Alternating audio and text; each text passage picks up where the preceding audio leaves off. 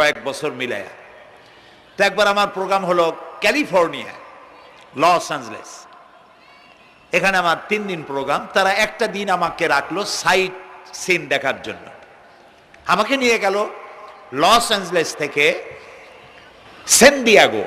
San Diego হচ্ছে Pacific ওশানের পাশে। এইখানে আছে সি ওয়ার্ল্ড, অর্থাৎ সমুদ্রের মধ্যে যা কিছু আছে তা তারা সেখানে উঠায় রাখছে। বিশাল জায়গা, দেখতে অন্তত 4 দিন লাগে পুরা এলাকা দেখতে। তা আমার হাতে সময় 5 ঘন্টা, 5 ঘন্টা আমাকে দেখতে হবে। আমি বললাম গুরুত্বপূর্ণ জিনিসগুলি আমারে দেখাও। তো নিয়ে গেল।